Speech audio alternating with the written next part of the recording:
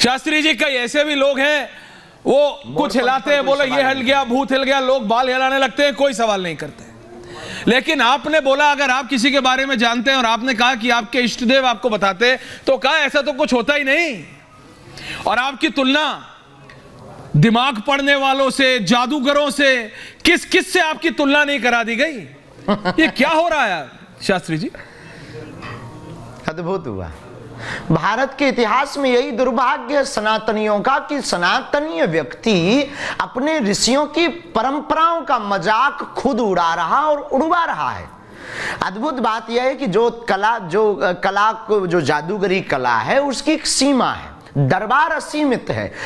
कला में, जादूगरी में अगर कोई दिमाग पढ़ना है अच्छी बात है, पर उसकी एक सीमा है। वो क्लू लेकर फेस रीडिंग करके नाम तक पहुंच सकता, समस्या कारण उसका निवारण नहीं बता सकता। और बागेश्वर धाम एक ऐसा दरबार है जहां बिफोर टाइम पर्चा बनाकर रख दिया जाता है कि कौन सा व्यक्ति आएगा, उसका क्वेश्चन क्या होगा, वो पूछेगा क्या, और रेंडमली पत्रकार को या कोई बुद्धिमान व्यक्ति को कहा जाता है कि आप जिसे उठा कर लाओ उसका पर्चा है। और यही बागेश्वर बालाजी और ऋषि परंपरा की ताकत है कि वो जिसको लाते हैं उसी का पर्चा नहीं। पर इसमें मैं आपको रोक रहा हूं, इसमें ये कहते हैं शास्त्री जी जादूगरी कला कि आपके पीछे एक 100 लोगों की टीम है और सब कुछ प्लान हो जाता है, जिसके बारे में आना, मेरा ये सवाल है। देखिए, वो ये कहते हैं, जो आपके विरोधी हैं, वो ये कहते हैं कि देखो ऐश्वर्या तुम्हें तो पता नहीं, वो कहते हैं, मैंने जब उनसे पूछा शास्त्री जी, तो वो कहते हैं तुम्हें पता नहीं, ये बागेश्वर धाम के जो पीठाधीश्वर हैं ये है तो बहुत युवा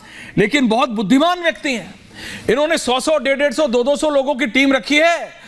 पहले से पता रहता है कौन आने वाला है, क्या आने वाला है, सबके बारे में डिटेल निकाल लेते हैं।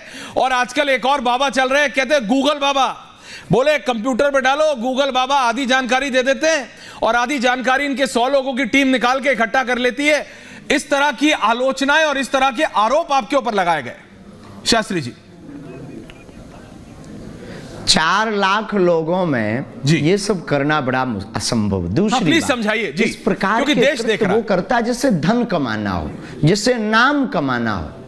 बागेश्वर धाम पर किसी भी प्रकार का शुल्क नहीं लिया जाता, हमें नाम की कोई परवाह नहीं, हम तो अपनी ऋषि। और ये एक दिन किया जा सकता पर सांच को आंच नहीं। अभी 40 लोगों की पत्रकार, लगभग 20 से 40 पत्रकार होंगे नेशनल चैनल रायपुर में।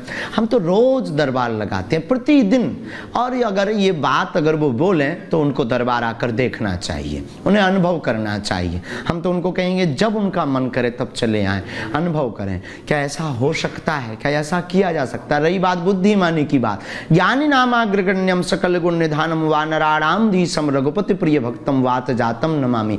हनुमान जी ही केवल बुद्धिमान है, उनके अलावा कोई दूजा बुद्धिमान नहीं।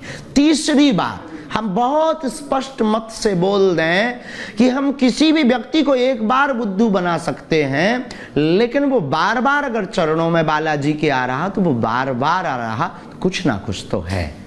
अगर उसकी मन की जिज्ञासा शांत हो रही, कुछ ना कुछ तो है। अब उसे आप किस दृष्टि से देखते हैं, जो जैसा होता है उसको वैसा दिखाई देता है।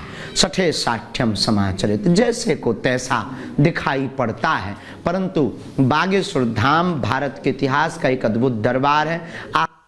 कसौटी का विषय तो नहीं है, भाव का विषय है। और हमारे इष्ट के प्रति हमारा भाव दृढ़ है और किसी को ये लगता है तो अनुभव करना चाहिए। लेकिन एक साथ जो वो कह रहे हैं कि गूगल बाबा, पहली बात तो ये सब चीज़ें व्यर्थ और झूठ है। उन सब में किंचित मात्र भी तथ्य नहीं। कहीं जादूगर से तौल देते, कहीं इससे तौल देते हैं। तो किसी को कुछ ना कुछ सस्ती लोकप्रियता पाना है तो कुछ ना कुछ जवाब चाहिए, तो वो ढूंढ लेते।